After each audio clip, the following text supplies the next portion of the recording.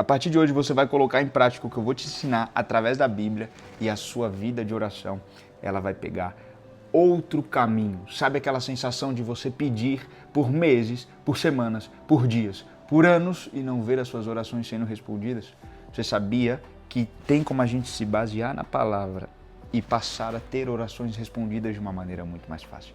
Assiste esse vídeo até o final. Eu estou aqui para te servir como um irmão em Deus. Qual que é a primeira chave que você precisa entender sobre a oração que vai te libertar hoje mesmo? O conceito de oração.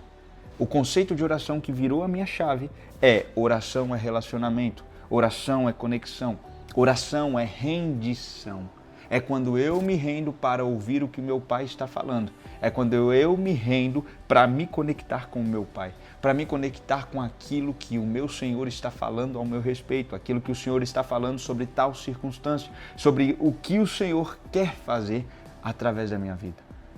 Você precisa começar a compreender: a oração, ela não é um local o qual eu vou fazer uma lista do Papai Noel e eu vou pedir e vou realizar tudo. Não é isso. A oração, ela é mais profunda do que uma lista de desejos. Muitas das vezes, do lar que eu vim, eu fui ensinado a isso, a entender. Orações, elas são pedidos que eu faço para Deus. Depois de um tempo mergulhado na palavra, olhando para Jesus, eu comecei a compreender que oração, na verdade, é conexão. Oração, na verdade, é rendição. É quando eu me rendo para ouvir aquilo que o meu Pai está falando e eu quero fazer a vontade do meu Pai. É a primeira coisa que eu preciso e eu gostaria muito que você compreendesse sobre isso. Para de enxergar a oração apenas como uma lista de pedido. Outro ponto que é necessário a gente entender está nos erros dos cristãos. Eu estou aqui com um negócio para seguir um roteiro mais ou menos. Eu sou uma pessoa, se você assistir eu fazendo live, inclusive se inscreve no canal porque eu vou fazer muita live estudando a Bíblia, você vai ver que eu começo a mergulhar em vários assuntos e se deixar, o tempo vai passar, eu vou ficar falando 50 minutos, uma hora e pouco, e eu não paro e às vezes uma coisa sai do contexto, e enfim. Então eu tô aqui para ser rápido, para servir como uma resposta de oração para você melhorar a sua vida de conexão com Deus. Quais que são os erros da maior parte dos cristãos? Primeiro de tudo, achar que a oração é um local de você convencer a Deus. Isso particularmente deixa o meu coração muito entristecido, me deixa muito triste. Por quê? Porque as pessoas elas olham para Deus e falam assim: Senhor, por favor, me dá um carro. Beleza. Aí no dia seguinte: Deus, por favor, me dá um carro. Aí depois: Deus, por favor, me dá um carro. Olha só, Senhor, como eu tenho merecido o carro. As pessoas elas têm repetido esse formato de oração.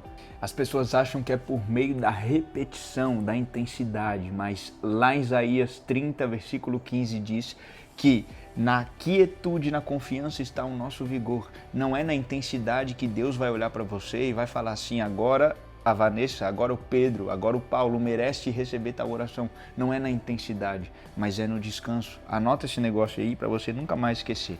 Mas a evidência da sua fé é o descanso.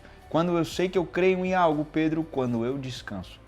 Pedi, agradeci, descansei. Vou falar disso mais vezes. Mas o ponto é o seguinte: as pessoas elas chegam diante de Deus com 1000 motivos do porquê que Deus tem que fazer alguma coisa por mim. Deus me dá o carro porque eu mereço. Deus me dá o carro porque eu dizimo.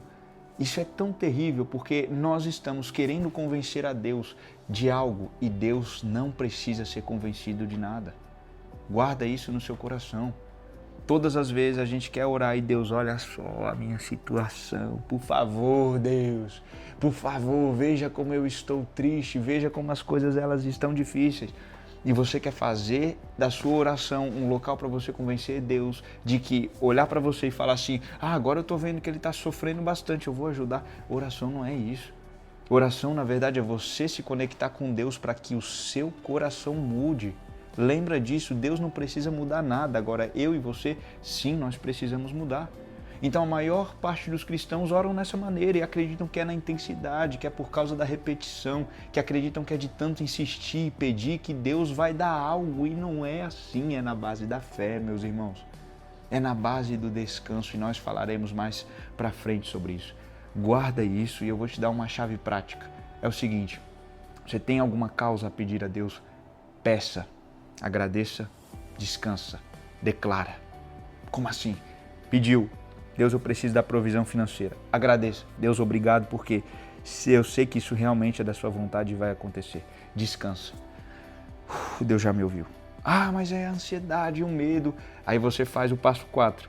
Você declara. E eu declaro no nome de Jesus que o que eu pedi, Deus me ouviu e Ele haverá de me dar. Você tem que fazer pedidos para Deus que sejam baseados na palavra para você não ficar na dúvida. O que anula a sua oração? Indecisão. O que anula a sua oração é não entender qual é a vontade de Deus. Então, eu vou pedir um carro, mas não sei se Deus quer me dar. Então, Deus, talvez sim, seja o que Deus quiser. Você precisa entender o que Deus quer e não fale mais em suas orações. Próximo ponto. As pessoas, elas não conhecem a Deus. Porque se conhecessem, pediriam o que realmente é do agrado dele. Pedrão, como é que eu vou conhecer a Deus? Eu vou ouvir o seu vídeo de testemunho para saber? Não. Você pode ouvir o meu testemunho para você entender um pouco mais sobre a minha história, mas você vai conhecer a Deus olhando para Cristo. Existe uma passagem, João capítulo 14, verso 7, que diz exatamente sobre isso. Nós vamos ler aqui. Jesus diz o seguinte: se vocês realmente me conhecessem, conheceriam também o meu Pai. Já agora vocês o conhecem e o têm visto. Aí Filipe não entendeu e perguntou: Senhor, mostra o Pai, isso nos basta.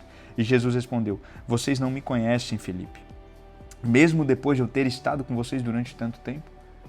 Quem me vê, vê o Pai. Guarda isso no seu coração. Eu não sei quais são os desejos do Pai, eu não sei o que o Pai tem sobre a minha vida. Olha para Jesus. Olha para Jesus e baseia a sua vida em Jesus e você vai entender qual é o desejo do Pai. Jesus disse que o que você pedir no nome dele haverá de ser concedido a você. Mas você tem que aprender a fazer pedidos que estejam em Cristo, pedidos que sejam baseados em Deus. Você sabe que Deus é um Deus que cura, então peça que Deus cura e agradeça. O problema é que muitos dos cristãos aceitam a teologia da enfermidade, achando que enfermidade é algo da vontade de Deus. As pessoas falam assim: Deus me deixou doente para me ensinar. Deus te deixou doente para te ensinar? Então por que você está tomando remédio? Você não está em desobediência com Deus? A enfermidade, meus irmãos, foi levada por Cristo há 2000 anos atrás e você precisa começar a orar com base em Cristo. Você precisa começar a fazer seus pedidos para Deus olhando para Cristo. Portanto, volte um pouco mais e anote os 4 passos que eu passei. Peça, agradeça, descansa e declare. Faça isso sobre a sua vida. O último ponto é não confiar em Deus. As pessoas gostam. Nós, cristãos, gostamos, falhamos nisso, pedir repetidas vezes. E quando Deus me confrontou com relação a isso, a minha vida mudou. Porque eu pedia para Deus: Deus, me dá tal coisa. Deus, outro dia eu perguntava: Deus, pode me dar tal coisa. Outro dia eu falava: Deus, vai me dar tal coisa. Enquanto eu pedia, na verdade, o meu coração estava revelando que eu não acreditava que Deus era bom o suficiente para me dar. Porque se eu realmente acreditasse, eu haveria de pedir uma vez, eu agradeceria, eu descansaria e eu continuaria declarando. Guarda isso na sua mente, guarda isso no seu coração, para a sua vida de oração ser uma vida frutífera. Você não precisa convencer a Deus de te dar tal coisa. Deus já te entregou em Cristo todas as coisas que você necessita. A palavra diz isso em 2 Pedro, capítulo 1, verso 3. Seu divino poder nos concede tudo o que necessitamos para uma vida e para a plenitude. Guarda isso. Efésios, capítulo 1, verso 3 diz que Deus nos abençoou com todas as bênçãos celestiais, todas as bênçãos espirituais nas regiões celestiais. Efésios, capítulo 8, verso 2. Efésios, capítulo 2, verso 8 diz que bendito. Efésios capítulo 2, verso 8 diz que Jesus nos ressuscitou com Ele, Deus nos ressuscitou com Jesus e nos fez assentar nas regiões celestiais. Guarda isso, Deus já entregou tudo para você. Você precisa agradecer, você precisa tomar posse do que é seu, você precisa crer e precisa descansar. Guarda esses passos, salva esse vídeo, assiste novamente, coloque em prática de forma repetida isso que eu te falei. Peça. Pedrão, eu já entendi que Deus me deu tudo, então nem peça, agradeça, tome posse, agradeça, descansa seu coração. Deus sabe o que você precisa e esse é um assunto que eu vou falar no próximo vídeo. Tome cuidado com os seus desejos. Até a próxima. Se inscreve, obrigado por ter assistido até aqui.